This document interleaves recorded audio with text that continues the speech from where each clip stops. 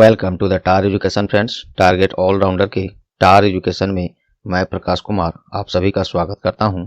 दोस्तों, आज है 15 फरवरी 2022। देखेंगे अब तक के सभी महत्वपूर्ण करंट अफेयर्स जो आपके आगामी सभी परीक्षाओं के लिए अति महत्वपूर्ण होंगे। साथ में देखेंगे ये सभी एक्स्ट्रा फैक्ट्स जो आपको औरों से आगे रखेगा। इस क्लास का PDF आप टार एजुकेशन के इन सभी सोशल मीडिया प्लेटफॉर्म्स और टार एजुकेशन की वेबसाइट से विजिट करके प्राप्त कर सकते हैं। सभी का लिंक नीचे डिस्क्रिप्शन बॉक्स में दिया हुआ है, तो जरूर जुड़ जाए इससे। दोस्तों, यहाँ प्रश्न हिंदी इंग्लिश दोनों में है, ऑप्शंस भी हिंदी इंग्लिश दोनों में है। आपसे आग्रह है कि क्लास को अंत तक अटेंड करें, तभी आपको इस क्लास का महत्व पता चलेगा। और दोस्तों, माफ़ी चाहता हूँ, मैं आज भी क्लास लेट हो गया है। कारण था इसका, कल शाम से ही नेटवर्क प्रॉब्लम मेरे एरिया में चल रहा था, जिसके कारण आज का क्लास काफ़ी ज़्यादा लेट हुआ है। इसी कारण से, और 2 दिन का करंट अफेयर्स इसमें क्वेश्चंस हैं, शनिवार और रविवार दोनों दिन का, क्योंकि रविवार को टार एजुकेशन पर करंट अफेयर्स का क्लास नहीं कराया जाता है, तो ज़्यादा क्वेश्चंस भी हैं, सभी काफ़ी महत्वपूर्ण हैं। तो चलिए बिना देर किए शुरू करते हैं आज का क्लास। पहला प्रश्न है, which state has insured first place in solar electrification under the सौभाग्य स्कीम? हाल ही में सौभाग्य योजना के अंतर्गत सौर विद्युतीकरण में किस राज्य ने पहला स्थान हासिल किया है? सही जवाब है राजस्थान। राजस्थान सौर विद्युतीकरण में पहला स्थान हासिल किया है और ये सौभाग्य योजना के अंतर्गत आता है। इसके बारे में देखिए, केंद्र सरकार के द्वारा अक्टूबर 2017 में प्रधानमंत्री सहज बिजली हर घर योजना, ये सौभाग्य का ही ये फुल फॉर्म है, शॉर्ट में इसको सौभाग्य कहते हैं। ये योजना 2017 में केंद्र सरकार के द्वारा शुरू किया गया था। राजस्थान इसमें पहला स्थान प्राप्त किया है, तो इसके बारे में देखते हैं। राजस्थान की राजधानी जयपुर। इस राज्य का स्थापना 30 मार्च 1949 में। मुख्यमंत्री यहाँ पे अशोक गहलोत हैं और राज्यपाल गवर्नर कौन है? कलराज मिश्रा। चलिए, तो ये तो रहे एक्स्ट्रा फैक्ट इसमें। आइए अब ऑप्शन से हम लोग देखते हैं, बहुत महत्वपूर्ण हाल फिलहाल के करंट इवेंट से जुड़े हुए चर्चा करते हैं। इसका ध्यान से सुनिएगा।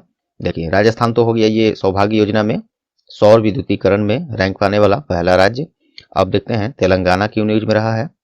तो हाल ही में स्वच्छ भारत मिशन ग्रामीण कार्यक्रम के तहत खुले में शौच मुक्त, जिसे ODF कहते हैं, ODF ओपन डिफिकेशन फ्री, खुले में शौच मुक्त गांव की सूची में किस राज्य ने पहला स्थान हासिल किया है? तो ये तेलंगाना ने किया है। तेलंगाना के 14,200 गांवों में से 13,737 गांव ओपन डिफिकेशन फ्री हो चुका है, अर्थात खुले में शौच मुक्त हो चुका है, और इसमें रैंकिंग प्राप्त किया है तेलंगाना पहले स्थान पर है, ऐसी योग्यता, ऐसी रैंकिंग पाने वाला।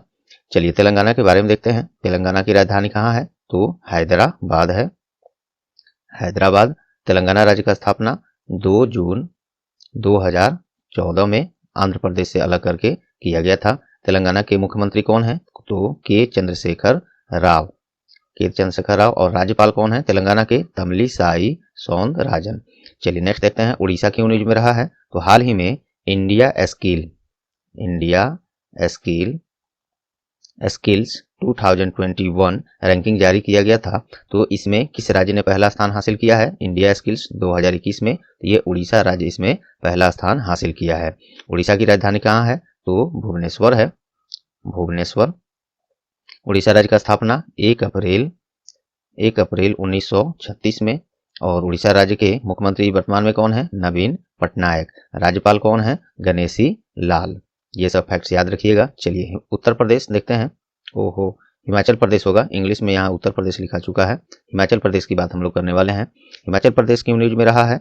तो हाल ही में LPG सक्षम और धूम्रपान मुक्त राज्य कौन बन गया है देश का? तो ये हिमाचल प्रदेश बन गया है। LPG सक्षम और धूम्रपान मुक्त राज्य हिमाचल प्रदेश बन गया है। हिमाचल प्रदेश से संबंधित एक और मैं न्यूज महत्वपूर्ण बता देता हूँ। भारत का हिमाचल प्रदेश जो है, राज्य के सभी योग्य जनसंख्या को 100% टीकाकरण करने वाला देश का पहला राज्य बन गया है हिमाचल प्रदेश। तो ये भी आप याद रखिएगा। चलिए, हिमाचल प्रदेश की राजधानी देखते हैं। हिमाचल प्रदेश की राजधानी 2 ठो है। एक है शिमला जो कि समर सीजन के लिए है। दूसरा राजधानी है धर्मशाला, ये विंटर सीजन के लिए है। 2 राजधानियां याद रखिएगा। हिमाचल प्रदेश राज्य का स्थापना 25 जनवरी 1971 में। मुख्यमंत्री कौन है? तो अभी जयराम ठाकुर हैं। जयराम ठाकुर। राज्यपाल कौन है? राजेंद्र विश्वनाथ अर्लेकर। ये वहाँ के राज्यपाल हैं, ये भी याद रखिएगा। चलिए, तो ये सारे फैक्ट्स और ऑप्शन से एक सारे फैक्ट्स आपको हमने दिया। उम्मीद करता हूँ ये आपको पसंद आए होंगे, परीक्षा उपयोगी लगे होंगे। यदि लगे हैं तो दोस्तों प्लीज़ अभी लाइक दबा दीजिए, लाइक बटन दबा दीजिए। और लास्ट में, मैं नहीं कहूँगा कि अभी, लास्ट में क्लास खत्म जब कर लीजिएगा तो इस सेशन को अपना कुछ सेकंड देकर अपने अन्य एजुकेशनल जो भी ग्रुप्स हैं सोशल मीडिया पर और अन्य जो भी दोस्त तैयारी कर रहे हैं प्रतियोगी परीक्षाओं की, उन्हें जरूर शेयर कर दें। और चैनल पर आप नए हैं या चैनल को अब तक सब्सक्राइब नहीं किए हैं तो अभी सब्सक्राइब बटन दबा दें और बेल आइकन भी साथ में दबा दें। इतनी अपेक्षा आपसे मैं करता हूं दोस्तों, आप लोग के सहयोग से ही हमें आगे बढ़ना है। चलिए, तो दूसरा प्रश्न देखते हैं। Recently who has been appointed as the president of table tennis federation of India, TTFI का हाल ही में table tennis federation of India के अध्यक्ष के रूप में किन्हें नियुक्त किया गया है? सही जवाब है गीता मित्तल। गीता मित्तल के बारे में थोड़ा सा आपको याद जरूर आ रहा होगा। गीता मित्तल जम्मू कश्मीर उच्च न्यायालय के पूर्व न्यायाधीश हैं। गीता मित्तल, इन्हीं को अब table tennis federation of India अर्थात TTFI का अध्यक्ष बनाया गया है। आइए इसके बारे में और जानते हैं। TTFI को इंग्लिश में यही फुल फॉर्म हो गया table tennis federation of India. इसकी स्थापना 1926 में, हेडक्वार्टर न्यू दिल्ली है और इसके चेयरपर्सन वही बन गई गीता मित्तल, जो प्रश्न में हम लोग चर्चा कर रहे हैं। आइए ऑप्शन से देखते हैं। ऑप्शन से आपको हाल फिलहाल के कुछ नई नियुक्तियां से मैं अपडेट कराता हूं। हाल ही में ये एस सोमनाथ क्यों नियुक्त बनाए हैं? तो इनको हाल ही में इसरो के अध्यक्ष बनाया गया है, इंडियन स्पेस रिसर्च ऑर्गेनाइजेशन। इसके अध्यक्ष कौन बने हैं? एस सोमनाथ हाल ही में बने हैं, न्यूज में है, याद रखिएगा। चलिए, इसरो का स्थापना कब हुआ था? इसरो का स्थापना 15 अगस्त 1969 में। इसरो के का हेडक्वार्टर कहाँ है? तो कर्नाटक की राजधानी बेंगलुरु। और इसरो के चेयरमैन वही हो गए एस सोमनाथ, जो हाल ही में बने हैं। मनोज पांडे को क्या बनाया गया है? हाल ही में भारतीय सेना के नए उप प्रमुख, ये मैं लिख देता हूँ, हिंदी में ही लिख देता हूँ, नए उप प्रमुख किन्हें बनाया गया है? लेफ्टिनेंट जनरल मनोज पांडे को। तो ये तो है उप प्रमुख, तो भारतीय सेना प्रमुख अभी कौन है? तो वो है मनोज मुकुंद नरवणे। चलिए, इसी के साथ और दो महत्वपूर्ण डिफेंस सेक्टर के हेड को जान लेते हैं। अभी इंडियन एयरफोर्स के चीफ कौन है? भारतीय वायुसेना के प्रमुख कौन है? तो वो है विवेक राम चौधरी इंडियन एयरफोर्स के चीफ हैं। और इंडियन नेवी के चीफ कौन है? भारतीय नौसेना के प्रमुख कौन है? तो वो हैं एडमिरल आर हरि कुमार। इससे पहले करमबीर सिंह थे। चलिए, ये सब हो गया। अब देखते हैं डॉक्टर वी अनंत नागेश्वरन, इनको क्या बनाया गया है? तो इनको हाल ही में भारत के नए मुख्य आर्थिक सलाहकार नियुक्त किया गया है, डॉक्टर वी अनंत नागेश्वरन को। और अभी केंद्रीय वित्त मंत्री कौन है? निर्मला सीतारमण है, इनको भी याद रखिएगा। इनके बारे में एक और जीके का फैक्ट है, निर्मला सीतारमण भारत की पहली महिला पूर्णकालिक वित्त मंत्री भी हैं, ये भी याद रख सकते हैं। और ये बनाए गए हैं भारत के नए मुख्य आर्थिक सलाहकार। चलिए, तो दूसरे प्रश्न से उम्मीद करता हूँ ये भी आप लोग को पसंद आए होंगे। चलिए, नेक्स्ट देखते हैं। हाल ही में किसे जर्मनी के राष्ट्रपति के रूप में फिर से चुन लिया गया है? अगेन इनको फिर से चुन लिया गया है। सही जवाब है इंग्लिश में देखिए फ्रैंक वाल्टर स्टीनमियर, इनको बनाया गया है राष्ट्रपति के रूप में जर्मनी के, और दोबारा से इनको चुना गया है, याद रखिएगा। चलिए, तो और 5 वर्ष के लिए, अगले 5 वर्ष के लिए इनको बनाया गया है। जर्मनी के बारे में देख लेते हैं। जर्मनी की राजधानी बर्लिन है, मुद्रा वहाँ पे यूरो चलता है। जर्मनी के चांसलर कौन है? ये बहुत महत्वपूर्ण है, ओलाफ स्कोल्ज। इसके पहले कौन थी? एंजेला मार्केल थी। वो थी लगभग 16 वर्षों से अधिक ये जर्मनी के चांसलर के रूप में थी। अब बन गए हैं ओलाफ स्कोल्ज, हाल ही में बने हैं। और प्रेसिडेंट जिनकी चर्चा प्रश्न में हम लोग कर रहे हैं वो ये हो गए। चलिए, और सब देखते हैं ऑप्शन से कुछ नई नियुक्तियां अंतर्राष्ट्रीय स्तर की हम लोग देख लेते हैं। क्योंकि ये प्रश्न वैसे ही है, उसी पर आधारित हम लोग ऑप्शन भी रखते हैं। सभी प्रश्नों में आप देखते होइएगा कि हाल फिलहाल के करंट इवेंट से आपको कुछ अपडेट करा दिया जाए। चलिए, तो देखते हैं एंटोनियो कोस्टा, ये आपको बिल्कुल उम्मीद करता हूँ याद होगा। ये पुर्तगाल के प्रधानमंत्री के रूप में इनको फिर से चुन लिया गया है, एंटोनियो कोस्टा को। पुर्तगाल का राजधानी कहाँ है? तो लिस्बन है। पुर्तगाल का में मुद्रा क्या चलता है? तो यूरो चलता है। और प्रधानमंत्री एंटोनियो कोस्टा हो गए। और प्रेसिडेंट वहां पे कौन है? तो मार्सेलो रेबेलो डी सोसा, ये हो गए। चलिए, ओलाफ स्कोल्ज जिसकी चर्चा हम इसे तो यहीं पे हमने अभी जस्ट कर दिया है, तो ये क्लियर ही हो गया आपको। ओलाफ स्कोल्ज क्या है? जर्मनी के चांसलर हैं। चलिए, जर्मनी के बारे में मैंने अभी चर्चा कर दिया है, रहने देता हूँ उसको। कैथरीन रसेल, इनको देखते हैं। ये इनको क्या बनाया गया है? इनको हाल ही में यूनिसेफ के यूनिसेफ के नए प्रमुख किन्हें बनाया गया है? कैथरीन रसेल को। इनसे पहले कौन थे?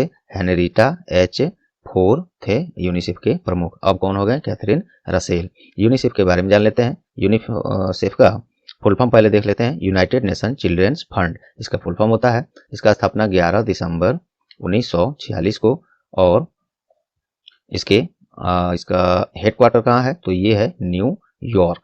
न्यूयॉर्क इसका हेडक्वार्टर है और प्रमुख हो गए कैथरीन रसेल। चलिए, तो ये सभी ऑप्शन तीसरे प्रश्न से हो गए। दोस्तों, मैंने शुरू में ही आप लोग से बताया, माफी चाहता हूँ कि क्लास लेट हो गया आज। कल शाम से लेकर अभी सुबह तक हमारे यहाँ नेटवर्क प्रॉब्लम चल रहा था, जिसके कारण कुछ भी नहीं किया जा सका। अब मैं कोशिश करूंगा 2 नेटवर्क को एक साथ रखने का, ताकि एक अगर कभी फेल भी हो जाए तो हम लोग का काम रुके नहीं। तो इसी कारण से एमसीक्यूज मैंने 3 ही प्रश्न में फिट किया था। अभी बाकी लगभग 18-19 प्रश्न है टोटल इस क्लास में। काफ़ी महत्वपूर्ण है, जो आपके एग्जाम के पार्ट्स बन सकते हैं। तो बने रहिए, यहाँ से देखते हैं हम लोग एक्स्ट्रा फैक्ट के साथ। चलिए, नागरिक हवाई क्षेत्र में ड्रोन उड़ानों की अनुमति देने वाला कौन पहला देश बन गया है? पहला देश है तो ये इंपॉर्टेंट है, और तो ये इजराइल बन गया है। नागरिक हवाई क्षेत्र में ड्रोन उड़ानों की अनुमति देने वाला देश बन गया पहला विश्व में, और यही बात यहाँ भी है। चलिए, इजराइल की राजधानी जेरूसलम है। मुद्रा वहाँ पे इजरायली न्यू शेकेल चलता है। प्रधानमंत्री नाफ्तली बेनेट हैं और प्रेसिडेंट इसाक हर्जोग हैं। चलिए नेक्स्ट देखते हैं। अगला प्रश्न है 5वां, हाल ही में भारतीय अंतरिक्ष अनुसंधान संगठन के द्वारा कौन सा पृथ्वी अवलोकन उपग्रह लॉन्च किया गया है? तो EOS-04 ये अर्थ ऑब्जर्वेशन सैटेलाइट है, जिसे हिंदी में पृथ्वी अवलोकन उपग्रह कहते हैं, याद रखिएगा। और इसका सफल लॉन्चिंग जो है सतीश धवन अंतरिक्ष केंद्र कहाँ है? श्रीहरिकोटा में है। वहीं से किया गया है, किसके द्वारा? इसरो के द्वारा। और PSLV C-52 लॉन्च व्हीकल से इसको लॉन्च किया गया है। हो सकता है डीपली पूछे तो ये भी पूछा जा सकता है, याद रखिएगा। चलिए, और इससे फायदा क्या होगा? ये जो अर्थ ऑब्जर्वेशन सैटेलाइट लॉन्च किया गया है EOS-04, इससे कृषि वानिकी, जिसे प्लांटेशन या फॉरेस्ट्री कहते हैं, जो वन लगाया जाएगा, वृक्षारोपण, मिट्टी की नमी, सॉइल मॉइस्चर इंग्लिश में इसको कहेंगे, जल विज्ञान और बाढ़ मानचित्र इमेजेज जैसे अनुप्रयोगों के लिए सभी मौसम स्थितियों के तहत उच्च गुणवत्ता वाली छवियां, जिसे इमेजेस कहेंगे, प्रदान करने के लिए डिजाइन किया गया है। तो इसका क्या प्रयोग है ये भी मैंने बता दिया। इसरो ने इसको लॉन्च किया है, तो इसके बारे में जानते हैं। इसरो का full form Indian space research organisation. इसका स्थापना 15 अगस्त 1969 में, हेडक्वार्टर बेंगलुरु है। चेयरमैन S सोमनाथ हैं, जो इसकी चर्चा ऊपर में भी हमने किया था। नेक्स्ट है, हाल ही में किसे टोंगा में भारत के अगले उच्चायुक्त के रूप में नियुक्त किया गया है? तो ये इनका नाम देखिए कितना लंबा है, पलानी स्वामी सुब्रमण्यम कार्तिकेयन, साउथ इंडियन नाम है ये। इनको बनाया गया है। टोंगा एक देश है, उसमें नया उच्चायुक्त। अच्छा, कहीं इसको इंग्लिश में हाई कमिश्नर ऐसे कहते हैं दोस्तों। कहीं कहीं पे हम लोग उच्चायुक्त देखते हैं, और कभी कभी देखते हैं राजदूत। दोनों पोस्ट एक ही है दोस्तों। इंग्लिश में इसको हाई कमिश्नर, और एक जो राजदूत होता है उसको एम्बेसडर कहते हैं। ये दोनों पोस्ट एक ही है, लेकिन प्रयोग में इसका अंतर है। क्या अंतर है? तो देखिए, जो भी देश कभी ना कभी वो वहाँ पे ब्रिटिश शासन रहा है, जैसे अपने इंडिया पर ब्रिटिश शासन रहा था, तो जहां जहां जिस देश में भी ब्रिटिश शासन रहा है, वहां पे जब भी नियुक्ति होगा तो ये उच्चायुक्त के रूप में ही किया जाता है, अर्थात हाई कमिश्नर के रूप में।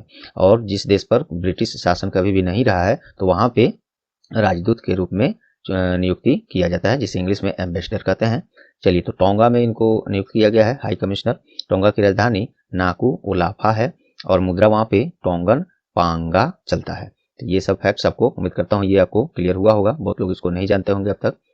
चलिए, तो सीखने के लिए ही क्लास बना है, आपको सीखना है अधिक से अधिक। अन्य बच्चों से, अन्य क्लासेस से ज़्यादा मटेरियल फैक्ट्स आपको क्लियर कराते चलने का प्रयास हम लोग बिल्कुल करते हैं। चलिए, हाल ही में किसे institute of chartered accountants of India अर्थात ICAI का प्रमुख बनाया गया है? तो ये देवाशीष मित्रा को बनाया गया है।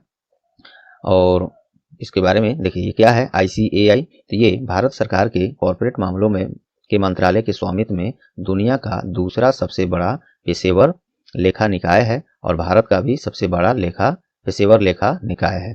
आइए इसके बारे में कुछ और जान लेते हैं। काफी महत्वपूर्ण ये डिपार्टमेंट है। ICAI अर्थात institute of chartered accountants of India. स्थापना इसका 1 जुलाई 1949 में, हेडक्वार्टर न्यू दिल्ली है, और इसके प्रेसिडेंट अर्थात प्रमुख कौन है? देवाशीष मित्रा, जिसकी चर्चा हम लोग ने प्रश्न में किया है। और इसके वाइस प्रेसिडेंट कौन है? तो ये हैं अनिकेत सुनील तलाती। ये सब याद रखिएगा। चलिए नेक्स्ट देखते हैं। भारत सरकार द्वारा कृषि क्षेत्र में डीजल की जगह पूर्ण रूप से नवीकरणीय ऊर्जा का प्रयोग के लिए एक समय सीमा रखा गया है, वही आपसे पूछा गया है 2024 तक भारत में कृषि कार्य में जहां भी जो भी प्रयोग किया जा रहा है वहां डीजल खपत हो रहा है, अब उसके जगह पे फॉसिल फ्यूल्स, नवीकरणीय ऊर्जा, ये सब का प्रयोग किया जाएगा और पूर्ण रूप से किया जाने लगेगा। उसी के लिए टारगेट रखा गया है 2024 का। और ये घोषणा किए हैं केंद्रीय ऊर्जा मंत्री कौन है? RK सिंह, वही मैंने यहाँ भी दे दिया है। केंद्रीय कृषि और किसान कल्याण मंत्री कौन है? तो ये श्री नरेंद्र सिंह तोमर हैं। चलिए, इसमें नवीकरणीय ऊर्जा, जीवाश्म ईंधन, ये सब का प्रयोग किया जाएगा। काफ़ी अच्छी पहल है ये। जिस तरह से डीजल पेट्रोल की महंगाई बढ़ रही है, क्योंकि वो हमारे अपने देश में ज़्यादा मात्रा में उपयोग भर के लिए नहीं होता है, तो विदेशों से मंगाना पड़ता है, जिसके कारण इसकी महंगाई बढ़ती जा रही है। विदेशों में इसका महंगाई जैसे जैसे बढ़ता है, भारत में भी उसका महंगाई बढ़ते जाता है। चलिए, तो नेक्स्ट देखते हैं। हाल ही में किस बैंक के द्वारा कृषि इन्फिनिटी कार्यक्रम, ये एक इनिशिएटिव है, एग्री इन्फिनिटी प्रोग्राम, किस बैंक के द्वारा शुरू किया गया है? ये यस बैंक के द्वारा शुरू किया गया है। और क्या होगा इसमें? तो इससे कृषि इन्फिनिटी कार्यक्रम के द्वारा खाद्य और कृषि पारिस्थितिकी तंत्र के लिए डिजिटल वित्तीय समाधानों का सह विकास किया जाएगा। यस बैंक ने किया है, जानिए इसके बारे में। स्थापना इसका 2004 में, हेडक्वार्टर मुंबई है, MD and CEO Prashant Kumar हैं और टैगलाइन इसका एक्सपीरियंस आवर एक्सपर्टाइज है। टैगलाइन बैंकिंग वाले एग्जाम में खासकर ज़्यादा पूछा जाता है, अन्य में भी पूछा ही जाता है, तो ये सब भी इस पर भी ध्यान देते रहिएगा। चलिए, नेक्स्ट है। हाल ही में किसे वानुअतु में अगले भारतीय उच्चायुक्त के रूप में नियुक्त किया गया है? ये मुक्तेश कुमार परदेसी को चुना गया है। मुक्तेश कुमार परदेसी को वानुअतु में अगले उच्चायुक्त और राजदूत, दोनों में फर्क हमने अभी ऊपर एक प्रश्न में बता दिया आपको। इंग्लिश में इसको उच्चायुक्त को हाई कमिश्नर कहते हैं और राजदूत को एम्बेसडर कहते हैं। वानुअतु की राजधानी पोर्ट बिला है और मुद्रा वहां पे वानुअतु वातु चलता है। चलिए, नेक्स्ट देखते हैं। हाल ही में किस राज्य के सेंट्रल जेल ने अपना खुद का FM चैनल लॉन्च किया है? तो ये किया है मध्य प्रदेश का इंदौर में सेंट्रल बैंक जो है उसने जेलवानी FM 18.77 इस नाम से FM चैनल लॉन्च किया है। चलिए, और ये अपना खुद का स्पेशल FM चैनल है इसका, सेंट्रल जेल का, मध्य प्रदेश में है ये। इसके बारे में जान लेते हैं। इस चैनल पर आप इसे समझ ही सकते हैं, जब जेल में हो रहा है तो क्या होगा, कैदी जो लोग भी हैं उनको ये सब इस चैनल का प्रोग्राम सुनाया जाएगा, जिससे वे देश विदेश के खबरों से अपडेटेड रहेंगे और उनकी जेल में जो भी कैदी हैं वो अपने जीवन के कुछ महत्वपूर्ण पल, कुछ प्रयोग, कुछ उनके और जो भी उनके पास एक्सपीरियंस है उसको साझा करेंगे इस चैनल के माध्यम से। चलिए, मध्य प्रदेश में है तो उसके बारे में देख लेते हैं। मध्य प्रदेश की राजधानी भोपाल है, मुख्यमंत्री शिवराज सिंह चौहान हैं और राज्यपाल मंगू भाई छगन भाई पटेल हैं। ये सब फैक्ट्स याद रखिएगा। नेक्स्ट है। हाल ही में जारी ग्लोबल एंटरप्रेन्योरशिप मॉनिटर अर्थात GEM 2021-22, ये इसमें भारत का रैंक क्या है? तो ये चौथा है इसमें। और ये दुबई एक्सपो में अनावरण किया गया इसका ग्लोबल एंटरप्रेन्योरशिप मॉनिटर अर्थात GEM 2021-22। इस रिपोर्ट के अनुसार शीर्ष 5 में जगह बनाया है भारत, जिसमें चौथे स्थान पर बना हुआ है। और इसमें पहले स्थान पर सऊदी अरब, दूसरे स्थान पर नीदरलैंड और तीसरे स्थान पर स्वीडन बना हुआ है। ये भी याद रख सकते हैं। भारत का रैंक और पहले स्थान पर कौन है, ये सब आपको जान लेना चाहिए, वो मैंने बता दिया ऊपर।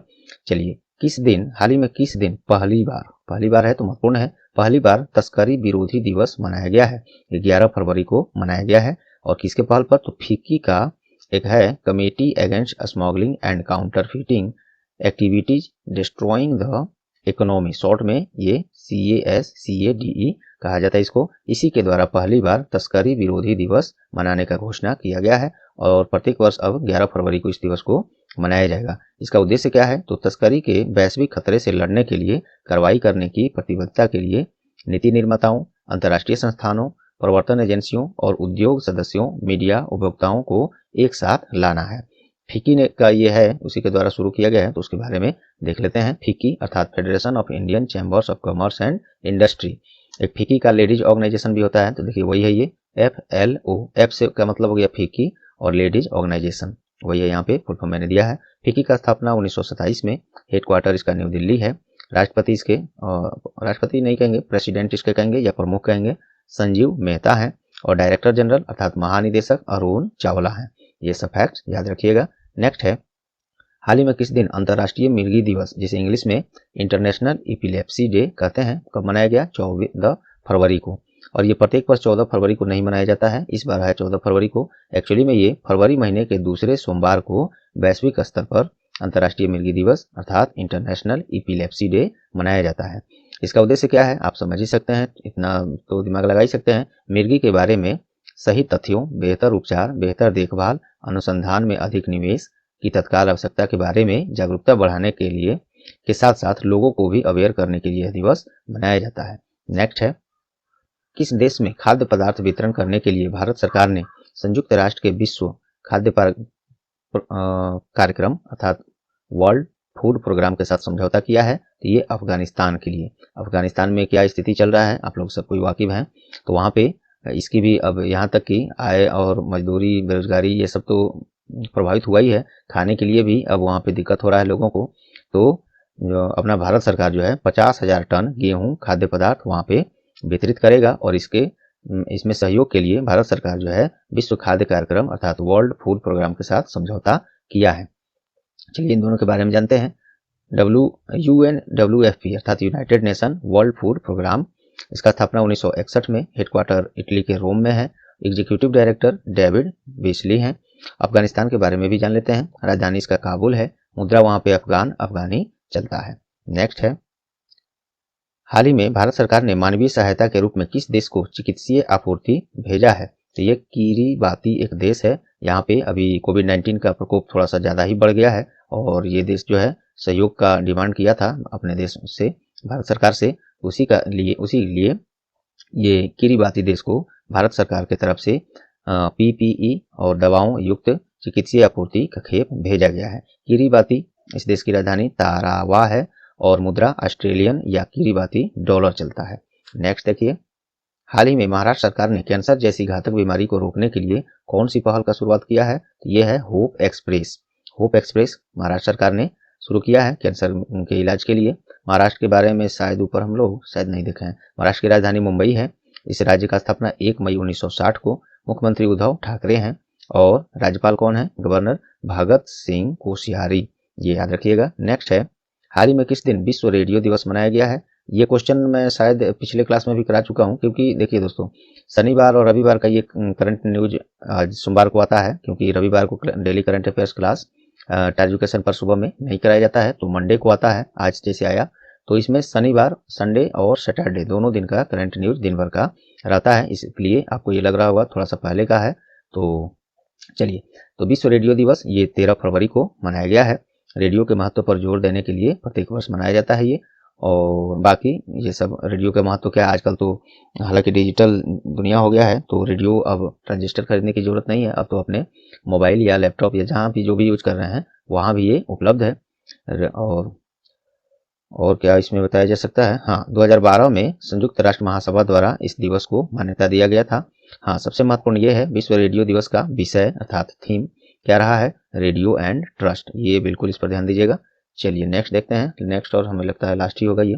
चलिए देखते हैं, राष्ट्रीय महिला दिवस अर्थात महिला दिवस कब मनाया जाता है? वुमेन्स डे, राष्ट्रीय महिला दिवस, तो ये 13 फरवरी को ही क्यों मनाया जाता है? तो ये देखिए, प्रख्यात कवियत्री, वक्ता, जिसे ओरेटर इंग्लिश में कहते हैं, स्वतंत्रता सेनानी सरोजिनी नायडू की ये जयंती के उपलक्ष्य में प्रत्येक वर्ष 13 फरवरी को राष्ट्रीय महिला दिवस मनाया जाता है। सरोजिनी नायडू को नाइटिंगेल ऑफ इंडिया या भारत कोकिला भी कहते हैं की उपाधि से भी सम्मानित किया गया था, और ये किया गया था श्री महात्मा गांधी के द्वारा, ये उपाधि उनको दिया गया था। इस वर्ष सरोजिनी नायडू की 143वीं जयंती मनाया जा रहा है। देखिए, ये आपको अगर न्यूज पढ़ते हैं डेली कोई न्यूज पेपर, तो आप कहीं कहीं इसमें इसको 143वीं को 142वीं भी दिया गया है, जो कि गलत है। एक्चुअली में सही है 143वीं जयंती इस बार मनाया गया है। इनका जन्म 13 फरवरी 1879 को हुआ था। चलिए क्वेश्चन ऑफ द डे आज का देखते हैं। हाल ही में जारी डेमोक्रेसी इंडेक्स 2021 में भारत का रैंक क्या है? पिछले क्लास में मैंने इसको कराया है, उम्मीद करता हूं अब तक आप लोग को याद होगा। इसका जवाब आप कमेंट में जरूर करें, नहीं याद है तो पिछला क्लास देख लें या गूगल सर्च कर लें, लेकिन जवाब जरूर दें, जिससे कि आपको अगर याद नहीं है तो जब सर्च करिएगा तो आपको ये प्रश्न हमेशा के लिए याद हो जाएगा। तो कमेंट में इसका जवाब जरूर दें, मैं इसका जवाब आप लोग का मुझे इंतजार रहेगा इसका। तो चलिए दोस्तों, उम्मीद करता हूँ आज का क्लास आप लोग को टायर एजुकेशन का ये पसंद आया होगा। यदि आया है तो प्लीज़ वीडियो को लाइक कर दें, ज़्यादा से ज़्यादा शेयर करके अपना कुछ सेकंड्स मात्र देकर एजुकेशनल ग्रुप्स और जो भी पहुंच हैं, पढ़ने वाले जो भी विद्यार्थी हैं, आपके दोस्त हैं, वहाँ पे ज़रूर शेयर करें। हाँ, लेकिन इसको एजुकेशनल ग्रुप्स और वैसे ही जगह शेयर कीजिएगा जहाँ इसकी ज़रूरत है। अन्य किसी भी ऐसे वैसे ग्रुप में जो टाइम पास होता होगा वैसे ग्रुप में ना भेजें, एजुकेशनल ग्रुप में ही भेजिएगा, जिससे आपका भी समय बचे।